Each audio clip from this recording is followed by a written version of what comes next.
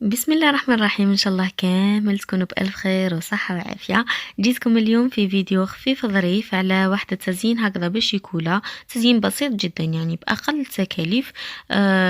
راح نشوفوه معايا في الفيديوهات القادمة ان شاء الله. سي بورصا قلت نبدا لكم بهم هما الاولين. هاد الفيديوهات تاع لي ديتاي. اول حاجة نحتاجوها على بركة الله، نحتاجو موس عنده هذا الشكل اللي هو شكل تاع الريشة، ومشي شرط يكون طويل، معليش يكون قصير، يعني هو كي يكون طويل راح يساعدكم في الخدمة افضل.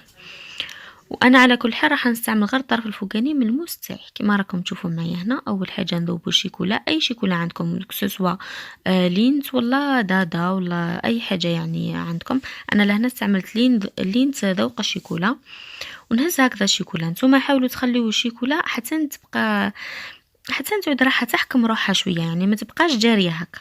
انا هنا قلت مادام تصوير الضوء كان راح يطيح المغرب، قلت نزرب نصور في الضوء خير.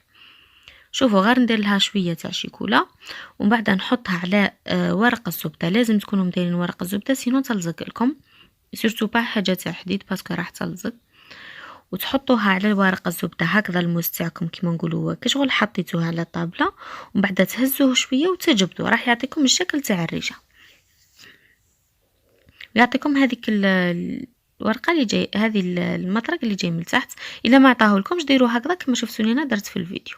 انا راهو صلح لي يعني على كل حال، مي حبيت نعرف لكم بلي تقدروا ديروا هكذا برك بالموس. وهي كي تخليو الشيكولا تحكم روحها شويه، يعني ما تبقاش هكذا ذايبه بزاف، راح تعطيكم واحد الخط هكذا في النص اللي هو يمد الشكل هذاك تاع الريشه. هذه هي لا سول ديفيرونس. وما تعبكمش كيما راكم تشوفوا فيا طاشي لي البابي بير تاعي بارتو. حبيت نعطيكم هذه الفكرة ليه قبل ما تشوفوها عندي في الفيديوهات القادمة ان شاء الله، وتطلبوها مني يعني باش يكونوا عندكم لي دوني وكل واللي تحب تجرب تلقى كلش متوفر عندها في واش درت في الفيديو اللي راح ندير لكم ان شاء الله. المهم بعد كي تخلصوا الشيكولا اللي عندكم تحبوا تكيوها هكذا كما درت انا الا كان حكمت لكم. ما انا كوم درت زوج طبقات، اونفان زوج زوج يعني هكذا دو لينيا. ما قدرتش ندير غير هكذا فوق الكاس، ف تكيتهم هكذا برك بالكاس. نتوما اللي كان قدرتوا تكيو على قرعه ولا حاجه افضل وافضل. شوفوا هنايا غير حكمتهم برك. المهم الحاجه اللي تعطيكم الشكل هذاك المقوقع هذاك تاعها. اي فوالا هذا مكان لتحت حكمتهم غير بليمول برك تاع الكاطو.